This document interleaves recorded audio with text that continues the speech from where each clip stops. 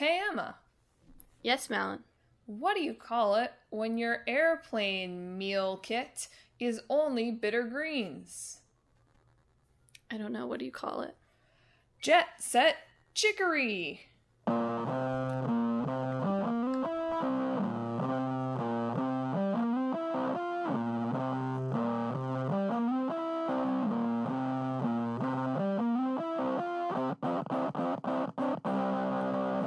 Hello and welcome to Talk This. It's dangerous to podcast alone. How was that joke?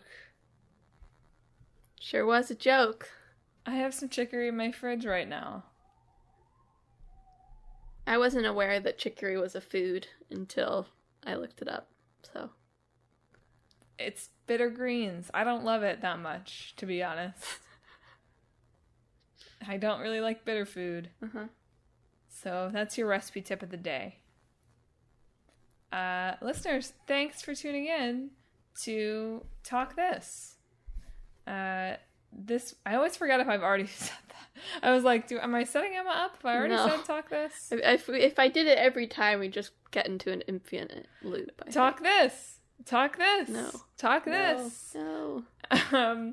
I'm your paint everywhere host, Madelyn. I'm your never rollerbladed host, Emma. And thank you for tuning in. This week, we are going to be talking about Jet Set Radio and Chicory, A Colorful Tale. Yes, indeed. So, watch for the mashup that doesn't work coming at the end, wherein we just do Jet Set Radio, but kind of chill. Chicory, but cool tunes. Chicory does have cool tunes already. I know, but well, different kinds of cool tunes. Yeah. Yeah. So stay tuned for that in approximately 40 minutes.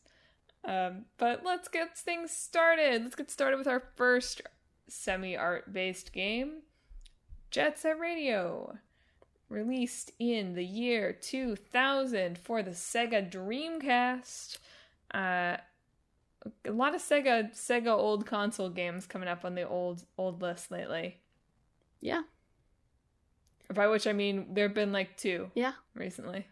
I did not know it was called Jet Grind Radio in North America initially. What an awful name. I've never heard anyone call it that, is the thing. And also, like, I guess because it lets you know that you're skating, because I guess so. But it loses all of the kind of, like, jet set appeal, the, like, rhymey appeal of it. So, I don't know what anyone was thinking. I didn't look it up, but, like, when you open the menu in Jet Set Radio, you have, what's his name? Like, Professor K, DJ Professor K, goes, Jet Set Radio! And so I wonder if in the initial release it was Jet Grind Radio, which also doesn't... I don't like that. I don't like it either. I didn't look at either way, it's weird. If it is Jet Grind Radio, that sounds weird. But if you bought Jet Grind Radio and then they go Jet Set Radio on the menu, I wonder if you're like, that's weird. You probably are. You probably are even every time you hear Jet Grind Radio. Like, you probably just say that's weird no matter what. That's fair. To be honest. Yeah. This podcast will not acknowledge the existence of that title anymore. Yeah. I just saw it and I was Radio. like, what is Jet Grind Radio? Sounds like it's like a Folgers ad. Oh my god. It's like hip coffee. Mm-hmm. Anyway, released for the Dreamcast, ported to the GBA in 2003. I feel like very hip in the early aughts to port your game to like the Game Boy, and it just feels ill-advised. None of these get good reviews.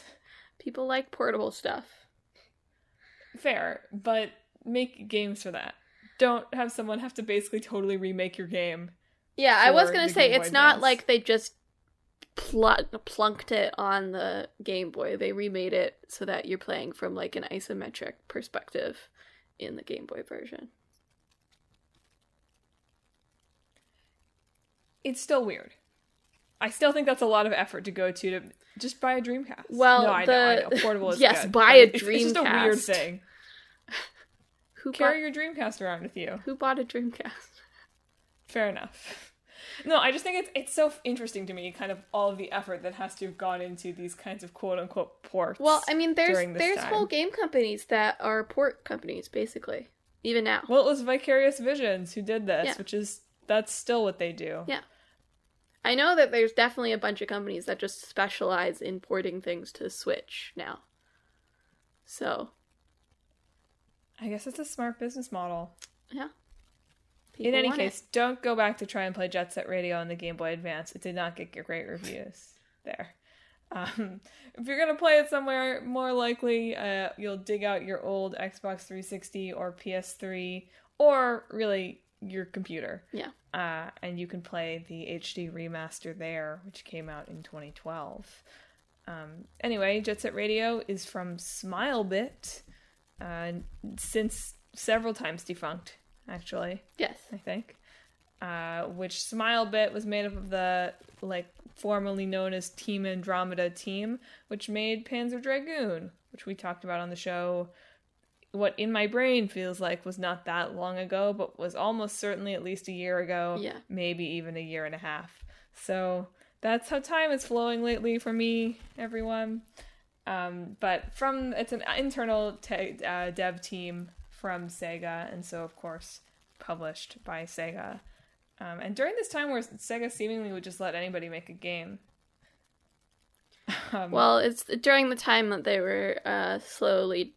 The Dreamcast was their last console, I think. So, they were just, they were almost done. It's just everything I read about this game is it was a tiny team and they were all 21. And it's wow, where are those jobs now? Yeah. Well, most of the team actually, or at least a large number of them, for at least a large amount of their careers, went on to Ryuga Gotoku Studios and work on the Yakuza games. So where's the rollerblading in the Yakuza games? That's the question. I don't think there's been any rollerblading yet. Lost Judgment's gonna have skateboarding. But see, they decided against skateboarding for this game because it would mean the legs couldn't move. For animations? Yeah. It wouldn't look as cool, basically? I don't know. I didn't... The note I saw in this in an article was very brief. I was like, oh, okay. That seems like that would be easier, but sure. I assume it would just because it wouldn't look as cool. I guess they wanted to be able to do those cool jump splits. Yeah. So Jet Set Radio, if you're not familiar with it, is a game all about looking cool and sounding cool. You're jiving to your cool tunes, basically.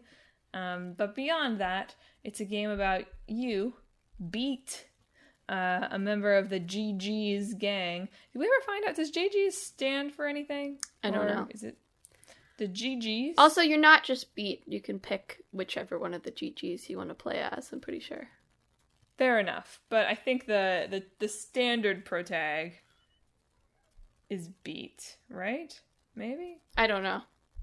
I've only ever seen it with the character select screen, so fair enough. There's Beat and Gum and the other ones. So you play as a member of the GG's, possibly Beat, possibly Gum, one of the others. I think in the original game that sort of got phased out in Jet Set Future is they had different skating abilities, so you'd pick the character that worked best for the stage you were in for each level.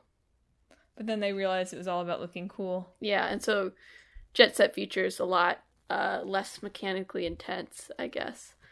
And so the character select is more for aesthetic choice than anything else. It's probably a good thing, yeah, based on this game.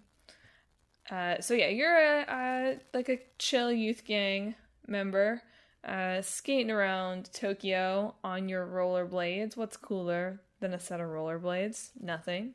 And doing your graffiti tags, because you're a cool youth gang person, and listening to the underground radio station, Jet Set Radio, as you do it.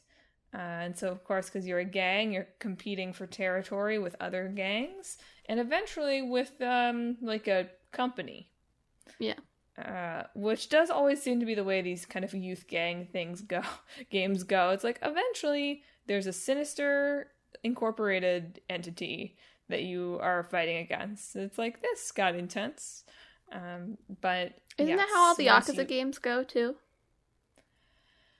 Yeah, I mean, usually they go there in about Act 1, to be fair. But yes, you're right. I'm mostly meaning it's like, at least in those games, most of them anyway, you play as adult men who feel like they can go against companies. That's okay. That's the adult business world. Sure. Here it's like, you're literally the Avril Lavigne skater boy. And it's like, really? You're going up against some CEOs? Anyway, what happens is, light spoilers, I guess, but it's a 20-year-old game. Also, it doesn't matter. Yeah, this will not impact your enjoyment or lack of enjoyment of the game at all. Yeah. But, as you reclaim areas of Tokyo-to, or claim areas of Tokyo-to for your gang, claim that territory, you also pick up these mysterious pieces of mysterious vinyl records. Because, vinyl. And when you found all three, the DJ, as Emma said, DJ Professor K, tells you that mysterious vinyl is going to be able to summon a demon. Which, again, feels like, whoa, where did that come from? But I like it. I like the vibes of that. Yeah. Ultimately, of course, so this sinister CEO seizes this demon record from you, and you eventually defeat him, but the record was not actually magical. It was just that this guy was crazy. Makes sense. The CEO specifically, not DJ Professor K. DJ Professor K probably also crazy, but in the more the sense of the, like, that man is sick, kind of way. Also, of course, you're running around tagging things, and so the cops don't like you. And so you spend the game skating around, doing your tags, avoiding the men in blue, or whatever color they're in. Yeah. I had, like, an impression of Jet Set Radio, like, the colors, and you're on rollerblades, and there's graffiti. But I watched some gameplay, and oh boy, the cops are after you. They are after you. They will murder you. Helicopter carpet bomb. Yeah. After you. Yeah. I mentioned on a recent podcast that I had seen some things that, like, some tweets about this situation in New York, and people were like, this is Jet Set Radio for real. And I was like, that's funny, we're talking about Jet Set Radio, I wonder what that is. Anyway, in case you're wondering, at the end of August, there was a graffiti artist in Brooklyn who tagged a water tower with, like, a Mario, like, question mark thing in Brooklyn. And then there were dozens of police officers and helicopters circling this person on the water tower for hours. This one graffiti artist with drones until eventually he came down. Wow. Yeah, that is Jet Set Radio. Like, basically is. It's like, man, that is disproportionate outside of a video game. Yep. No carpet bombs, but... I mean, I read some retrospectives for this, so it was like, it felt like, sure, it feels disproportionate, but isn't that what the police are for, to have disproportionate responses? It's true. Look, it's a cartoony game. This is not me. It's not me here saying, like, it doesn't make sense that they're dropping bombs on you for doing graffiti. Like, of course it does. It's this, like, big, giant, open-world cartoon. But wow, it is intense. Yeah. Definitely vibes. Speaking of which, so Jet Set Radio, even though, it looks it's stylized in a way that if it doesn't hold up exactly today, at least sort of like gives you the idea. You can look at Jet Set Radio and see that like this was cool. Yeah. It still is cool. It's just a little bit blocky. Yeah, I would say Jet Set Future does hold up. The graphics on that. It's a little bit more recent. But yeah, like you could release that today and it would still look good. Well, Jet Set Future it's 2002, I think. So it's not that more recent. Yeah. But for Xbox. Yeah. So I think a generation forward, at least. Yeah. Although they did specifically make the original Jet Set Radio so that it couldn't run on the PS2. That's so wild. That's so the opposite of how anything would ever be developed now. Right? Can you imagine being like, I am going to make a game so brightly colored that the Nintendo Switch cannot run it? Yeah. Yeah. Basically what they did is like the amount of colors and I think the amount of NPCs that could be on screen at one time would have been, the PS2's memory was smaller than the Dreamcast, so they wouldn't have been able to run it on that. Which does feel... I mean, they worked for Sega, so there's a vested interest there, but also feels delightfully petty in a way that I enjoy. It really does. That they were literally like, this will not run for you. You cannot have this. You have to have a Dreamcast. Mm-hmm. How well did that work for them? Not enough teraflops. Very true. But as part of that, like there were a lot of things about Jet Set Radio that were pretty groundbreaking at the time. One of the first games to use cell shading, which you can see in kind of the art style, right? Really kind of capturing, you often see cell shading used to create kind of like a comic book-y kind of feel. Yeah. But I did see some article that I was reading here pointed out, and I thought this was smart, that the cell shading here really makes everything look kind of more graffiti-y. You have these kind of bold lines, the look of it matches with that art style of the graffiti that's a motif throughout the game. So that was neat. But also really one of the first games to have this open 3D world.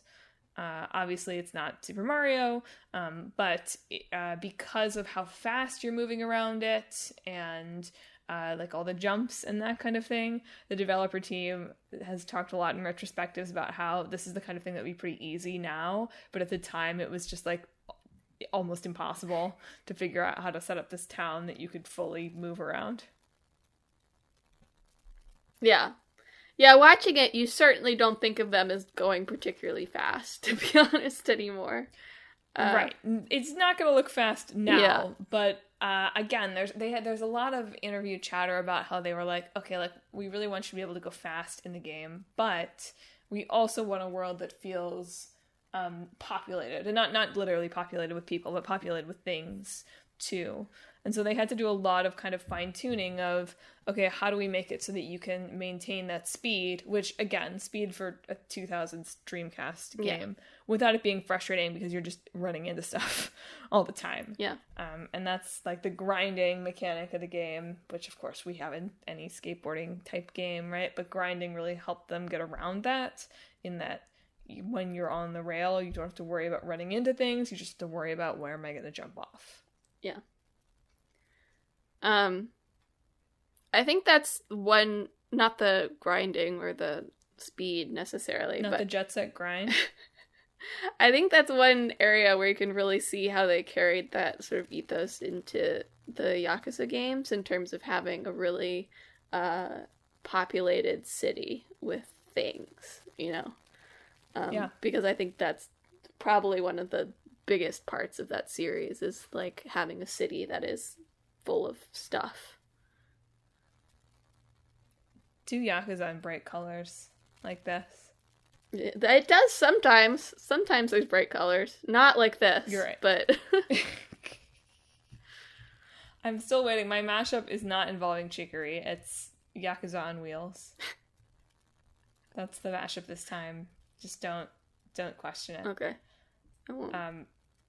apparently it sounds like this development process, look, it only took them 10 months, so this has to have been exaggerated in the interviews, but the director had never directed a game before, and apparently they spent a lot of time, like, they were really kind of getting the key visuals together.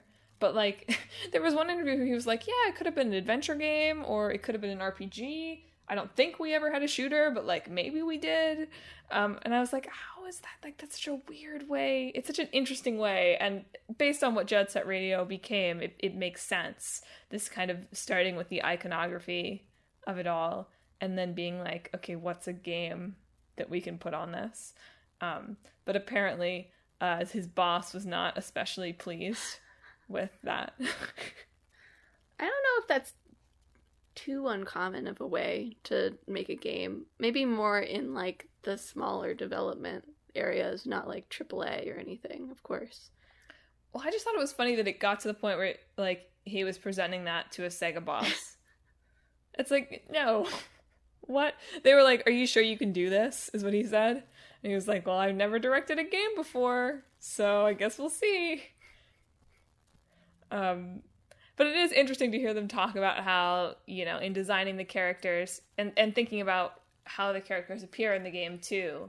I was watching a retrospective interview with a few of the team members, and they were saying, you know, like, now all of these characters, if you made them, would have, like, detailed backstories, and you'd know who their families were and where they came from, and that is not how we were thinking about developing these characters at all, right? We were thinking about them really as, like, symbols or as icons, and being kind of bold and memorable and pretty simple in that way.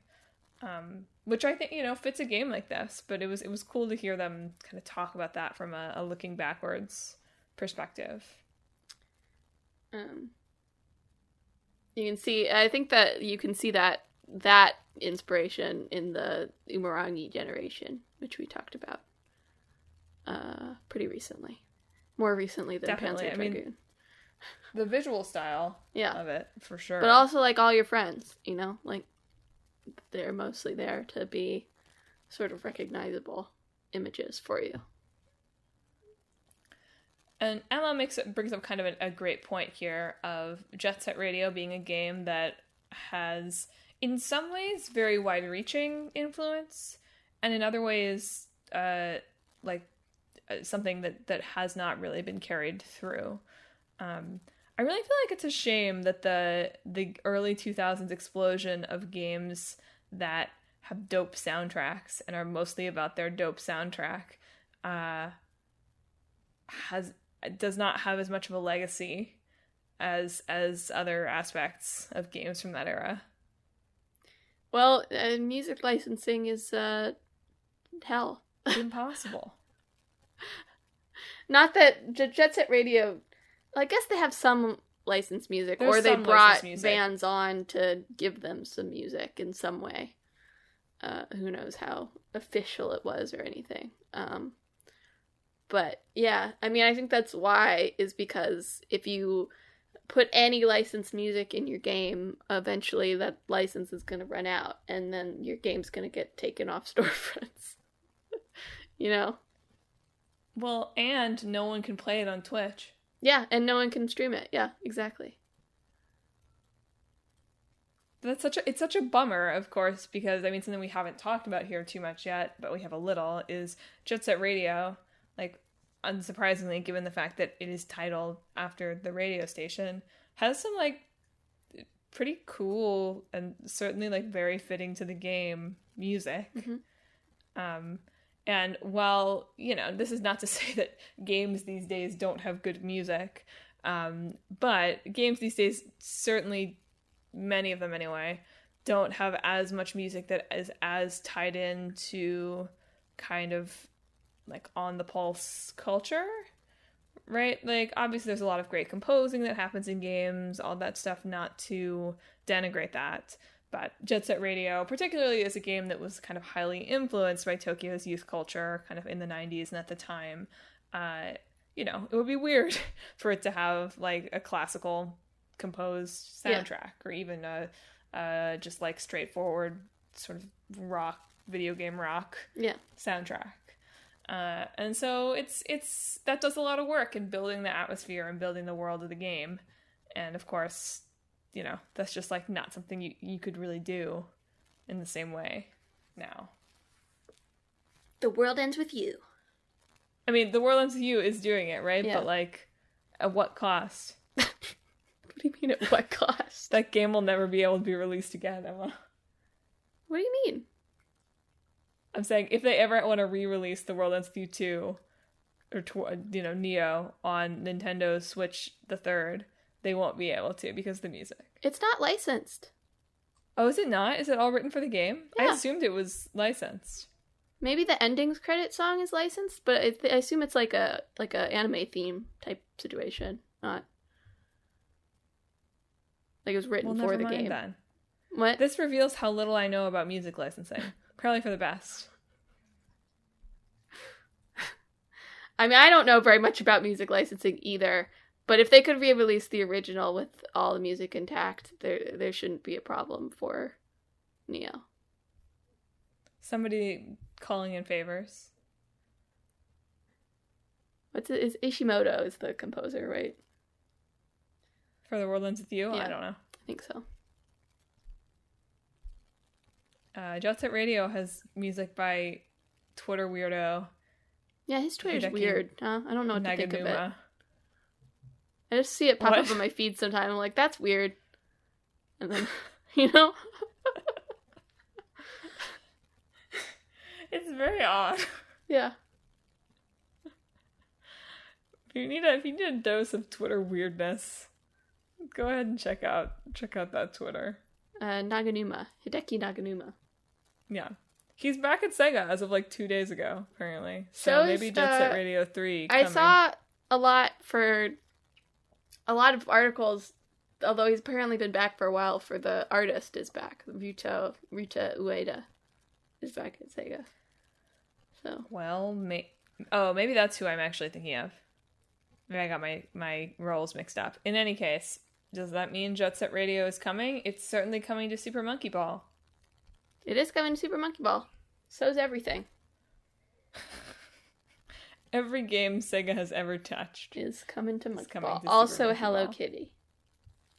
Yeah, I saw that. For $5. Yeah. I would $5 a character? I would buy it if it was $5 for a whole bonus character pack. I don't know how much it is. Curie is free. I'm gonna have to. So.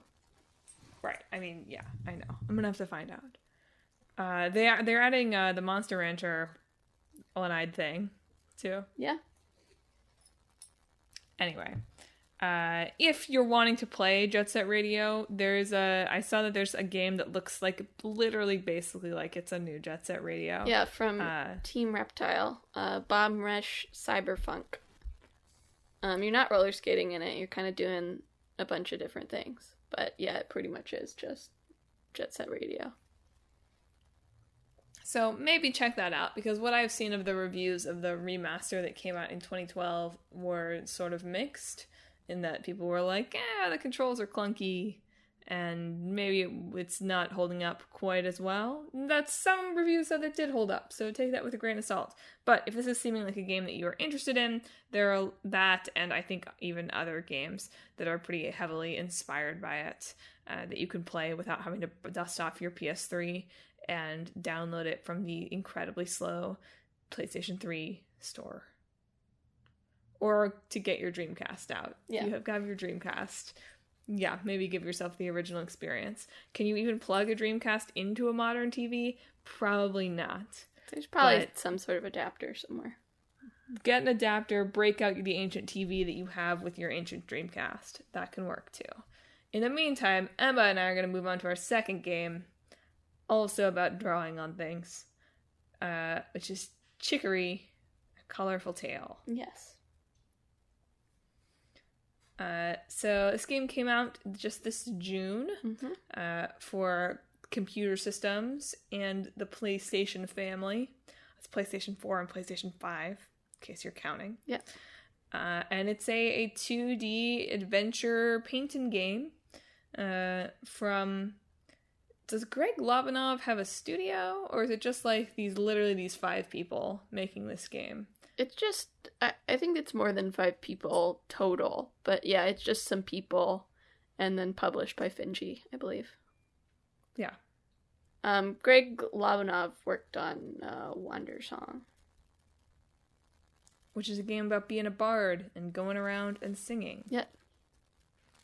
So clearly a lot of, I mean, you know, I have not played Wandersong. I don't know that much about it, but having just read the little synopsis of it, I was like, oh, somebody likes to make games about artists. Yeah. And making art, which is cool, but you can kind of see the through line there. So Chicory is about you, a dog. A dog. One review referred to it as a tanuki, and I was like, no. What? It's a tanuki's a raccoon dog, so.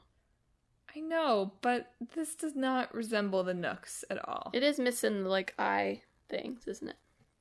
Yeah. And maybe you could paint them on. Super zoomed in. You can't, no. The Chicory has a system where, like, things, like, will color in with, like, one click. Did you not play either of these games, by the way? No, I played Chicory. Oh, okay, never mind. Including your character. So, like, your body is one color, and then, like, your parts of clothing can be other colors. But you can't, like, draw shapes on your character.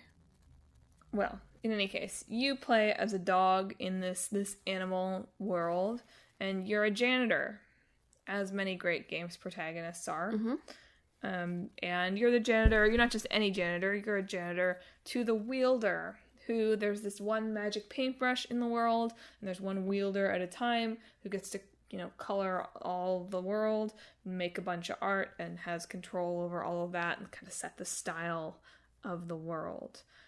So the current wielder is Chicory, but one day Chicory just decides she doesn't want to do it anymore, and you, sort of by default, become the wielder of the brush. Well, you steal her brush, basically. Well, yeah, fair enough. By default makes it sound more official than it is. You find it lying on the floor, and you're like, it's mine now. It's mine now. And then you discover, you know, the responsibilities that entails, because in addition to the wielder just sort of deciding she's done with it, all of the color in the world has also disappeared. Yes. And so you need to restore that color and also fight some mysterious darkness. Yes. That's taken over the world. What is your dog named? Sweet Poté. Sweet Poté. Not even a sweet potato. Not even a T at the end? It did not fit. Ran out of characters. I was like, Sweet Poté sounds good. You didn't decide to just do potatoes? Potatoes are not my favorite food. Oh. Potatoes? Potatoes? No. Potatoes. I decided it was kind of fitting. I've decided it's kind of fitting ultimately for my dog to, because I was like a failure of a janitor, right? My parents didn't seem to have particularly high hopes for me. Oh, so, your parents are lovely. They were lovely and supportive, but they were not pressuring me to high achieve. So right? They named you Sweet Pata? They were like, it's fine. It's close enough. You mentioned your name on the last show, I think, and I forgot. Fajitas.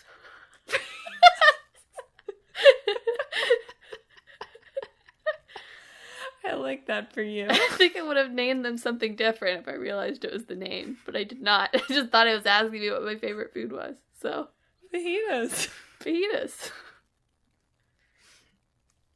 I know. I could have done something different, but I like sweet potatoes. I thought Sweet Poté is a cute nickname that everybody has for me. So that's what we're doing. Yeah, everyone in the world is named after a food. And the towns are named after meals. Yes. So you start in luncheon, you go to the supper woods, elevensies, right? Mm-hmm. If you're a hobbit, all of that good stuff. So Chicory was a Kickstarter game, funded in a day. So a successful Kickstarter game. Although they were only funding like $30,000. Kickstarter is never for full development costs, Matt. I know it's not. It is for supplemental stuff.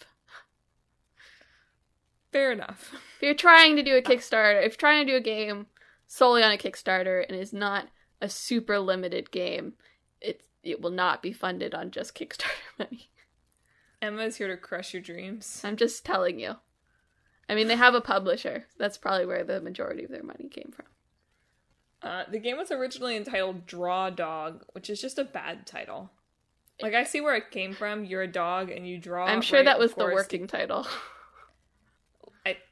It's just bad. That's just what they called it internally. Draw Dog. Yeah, but it's a bad title. Like, let's just agree. It's Jet Grind Radio levels of bad. I mean, that's why they changed it, Madelyn. I know. I'm just saying. I was just like, man, something like draw. It doesn't like. It's just saying it out loud. I'm like, Draw Dog. Yeah. So yeah. Anyway, this is the game that I've been playing this time. Emma slandered me by saying I hadn't been playing the game. I know you hadn't mentioned it, so I thought you were avoiding the topic. That's all. No, I'm playing it because it has local co-op. How could I You're pass right, up it local does. co-op? Yeah, your second player can be a fellow paintbrush. Yes, so that's what we've been doing. Me and Clickbait Boyfriend have been playing this the past few days. He's enjoying it because of the clear Zelda influences. He's a Zelda super fan. But, you know, it mostly just means we, like, throw paint everywhere. Yes, that's the... If you're really into, like, drawing things nicely and, like, want to make nice scenes, I'd probably recommend getting it on the computer. Because I have to imagine it would be easier to draw with a mouse. With a mouse. Yeah. By the way, I only realized today as I was painting something in the art school in this game, was the dog in a hat and scarf that you sent me drawn for this game? Yeah. A few days ago, Emma texted me a very low poly drawing of what I said is a dog or a cow? An abstract dog or cow? Out of the blue, while I was in class. And I was like, what is this?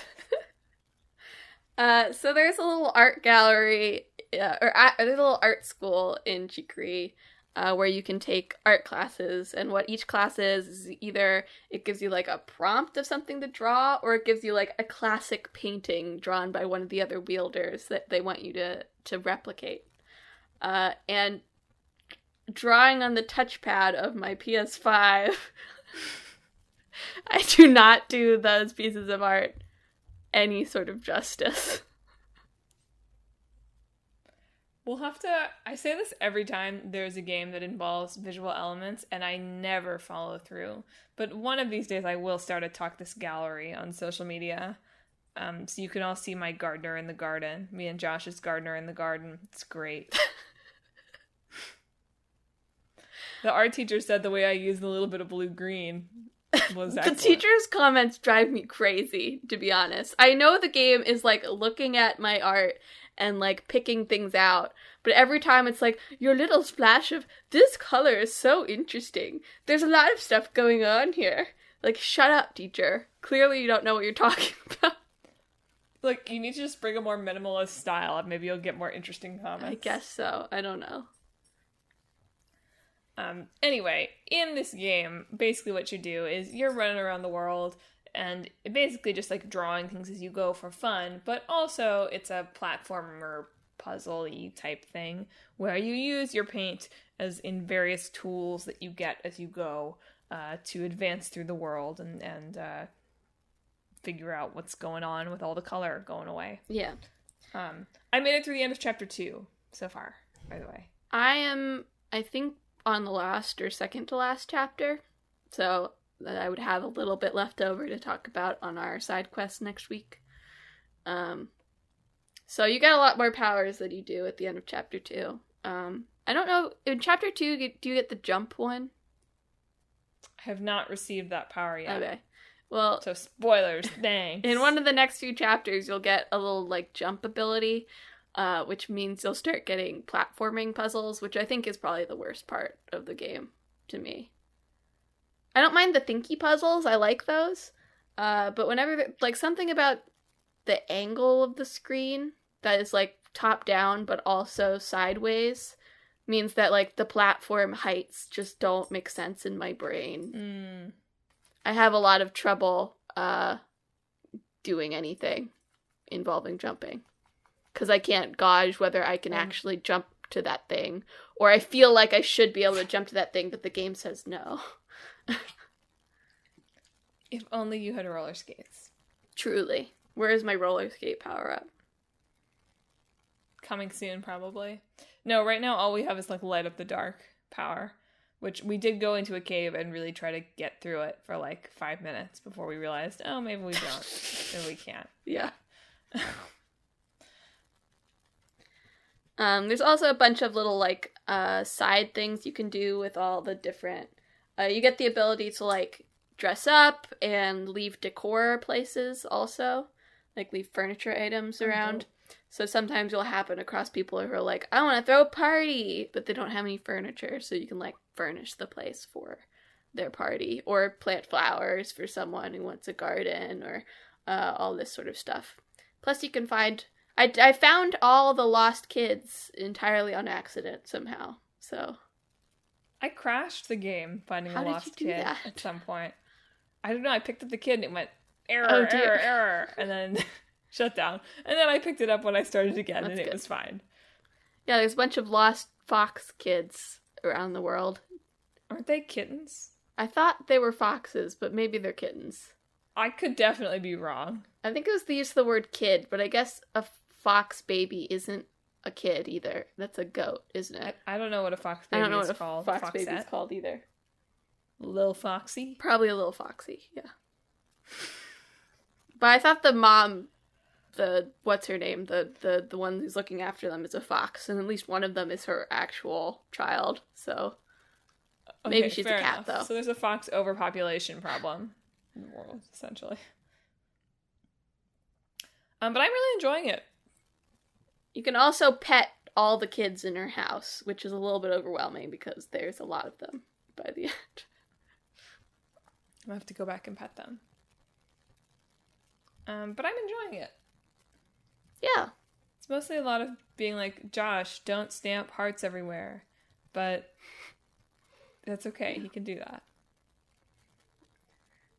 And I'm looking forward to... This game got a lot of, like, very glowing write-ups at the beginning of the summer. So I'm excited to continue to get more into it and see if it lives up to that light hype. I find it, and I think I just tend to find this with games sometimes, is I find it a little heavy-handed in terms of, like, its messages, I guess. But I'm also a person who thinks, you know, gamers are stupid, so maybe that's good. Maybe, you know, maybe your messages have to be heavy-handed or not everyone will get it. What Emma is saying is that she is smarter than everyone else, and you should ask her about her SAT score, and she has a bigger brain than you, and the messages can be a little more subtle for her. Emma wants an accessibility slider that's the message can be a little subtler. No, I don't know. I feel like a little bit it's like, you know, healthy habits, you know. Which is good. It's a good message, and generally I think the story is well done. And I think maybe some of the NPCs can be a little direct, I think is my impression. But yeah. Do you feel that I would be as supportive of you when you inevitably become more famous and successful than I am, as the older sister is? The sister is so chill. I know, she's just like, it's. I'm trying to read a little bit of passive aggression into it, but she's like, there is none. I don't care. I'm trying to be an artist, but you just got the big arts job. But she's just vibing and having fun, though. I know. The sister is really the one you should be trying to emulate. Just vibing and having fun.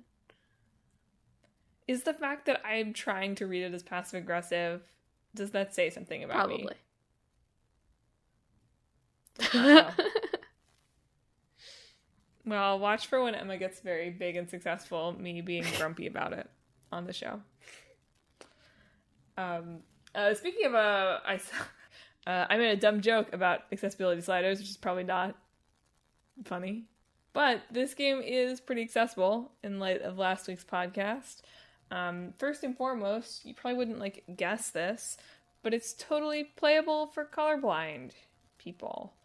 The colors don't matter at all. What color something is doesn't matter. It just matters if it's colored in, which I thought was neat that they both had thought of that, but also that the game still works. I don't know. It's cool. And then also you can turn off the squelching noises. For folks for whom that's challenging to listen to. And of course there are hints all over the place. You can call your parents. Yes. You can always call your parents for hints. I do wonder, I had to switch the inputs, because usually the paint is on the large one, the 2s on the triggers, and then you can swap things on the small ones, the 1s. I had to switch that, which I think I do for shooters too, also, because I have trouble pressing the large ones for very long, holding down. So I switched those, but also I didn't look into whether there's different control schemes for it, because I do hold my controller really super weirdly when I play this game, because I think you can use the other analog stick to draw, but I've been using the touchpad, just drawing on the touchpad. Oh, I have used exclusively the analog stick. I mean, I've just recently realized, I had the epiphany that you had drawn that dog in this game, and only then did I realize that you could use the touchpad to draw. Yeah, because the analog stick, I really was not able to do what I wanted, and the touchpad, I'm only sort of not able to do what I want, so... There you go. I don't have an artistic vision. It's just throw paint everywhere. I mean, that too. It's really just in the art school ones. You know? Yeah. That dog I sent you was probably my best work so far, copying those. I thought it was great. You should put that one on Twitter. I thought it was excellent. Yeah.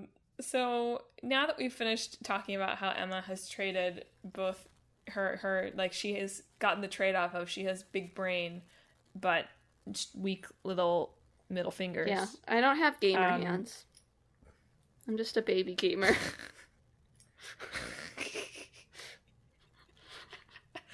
Oh, so Emma, how are we mashing these two games up?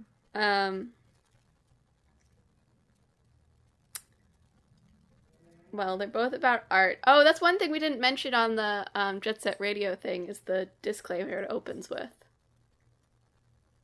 Where it's graffiti is art. However, graffiti is also sometimes vandalism. Laws vary from place to place.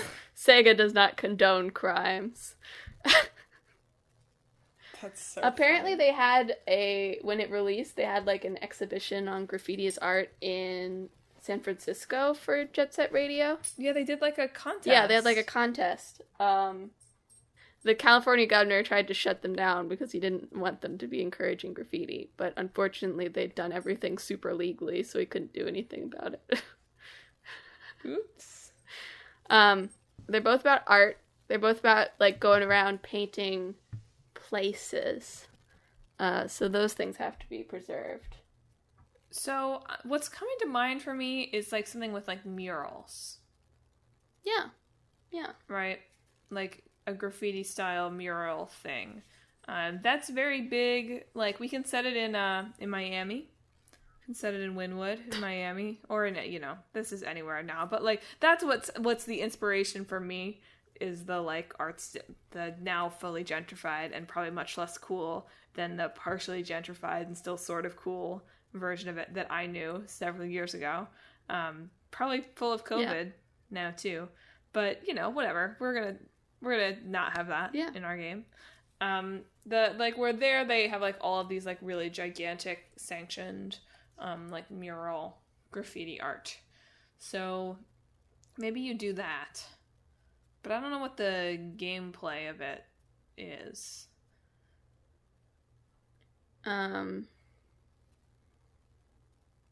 Maybe it's a mural competition.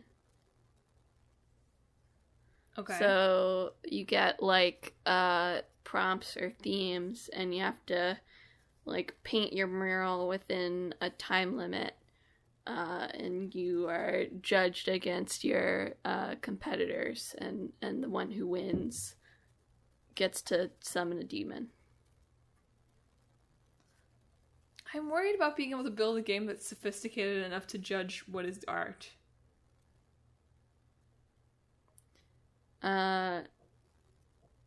Maybe there's just like certain rules you have to apply to. Okay. Like challenges more than rules. Like use right. Like it has to be 25% blue, and you have to use the star stamp. I could dig that. That would be okay. Yeah, if we make it much more like rules based, and then it's about creativity within those rules. That. And then it could be a little bit more scripted, like just like certain competitors lose at different points, and we could add some like story elements that are more like chicory, I guess, like in between mural painting stuff, so that you like get to know your competitors and stuff like that. That would be interesting, yeah. If it's like your wins and losses are scripted in anyway, that'd be kind of a bummer. Well, like if you lose, it's like a game over. Right. Oh, yeah. Is more what I meant.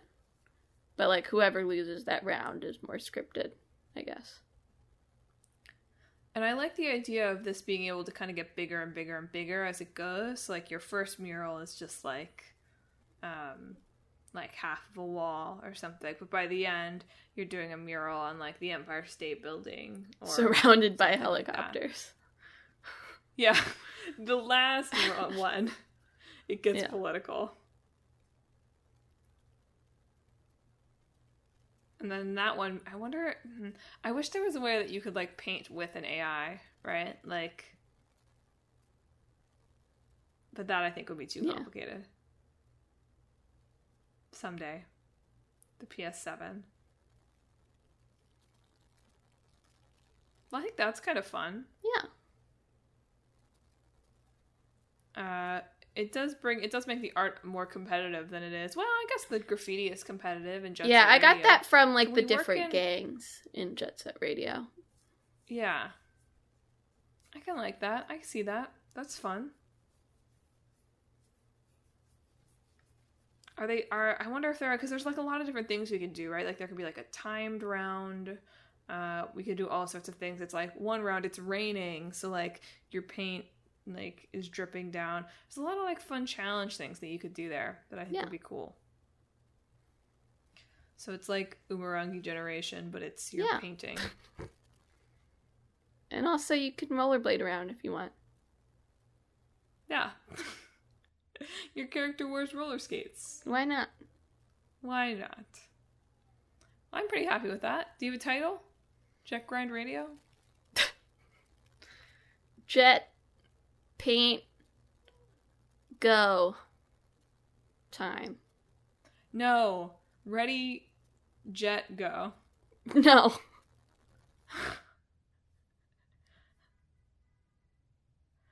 Well, any last bits of flavor to add to the game, or feeling good about it? I think I'm feeling good about it. That's a pretty good mashup, I think. There's a game in there. There's a real game in there, you know? As opposed to a lot of time where there's a fake game in there. It's imposter I'll game. I'll take it to our boss at Sega and see what he thinks. Good. So folks, thanks for tuning in to another episode of Talk This. It's dangerous to podcast alone.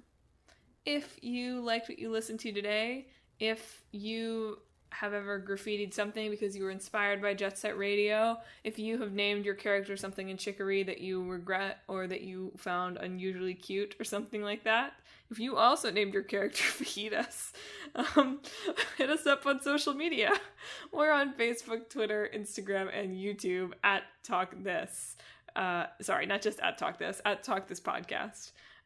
You should also visit our website, www.talkthispodcast.com, where you can read all about the show, check out the games that are in the hat Emma's about to pull from, and read our blog featuring long-running series Clickbait Boyfriend and Split Screen.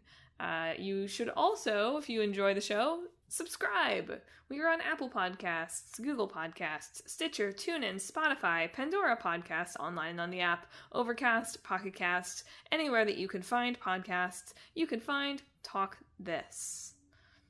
So next week, we are at Side Quest week 6 time, or the 3rd week of Side Quest, but the 6th week of the cycle, where Emma and I will be talking about what we've been playing this much of the really summertime part of the summer. So be sure to tune in for that. But in 2 weeks, it's back to old game, new game, as per usual. So Emma, what are we going to be talking about? Feels like it's been much longer than 6 weeks since our last 6 weeks podcast. Really? I feel like it flew by. I was just thinking, I finished Neo, The World Ends With You, during the 6 weeks. That's wild. I was just thinking, man, it hasn't been that long since I've played a Yakuza game, but I didn't talk about one the last 6 weeks. Yeah, it's been 2 whole cycles, Mel. I know, 3 months. Wild. What's happened to me? Anyway, right. What are we talking about in 2 weeks? Our old game is going to be The Simpsons Hit and Run. Why is that everywhere lately? What is The Simpsons Hit and Run? And our new game is going to be New Pokemon Snap. Oh man, am I gonna have to get New Pokemon Snap? You can get Simpsons Hit and Run.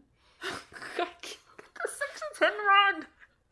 People love it. People love that game. Do they? I think so. They seem to. Oh, well, get excited for the game where we run over Pokemon, I guess. That is going to be what it is, isn't it? It's like Crazy Taxi, but it's like, you have to hit the Pokemon. You're even in like a cart in New Pokemon Snap. So great. Well, listeners, look forward to that, no doubt, ESRB approved mashup. Mm-hmm. But Emma, do you want to send the folks off with a colorful quip? This week, I hope you get your painting done without any law enforcement.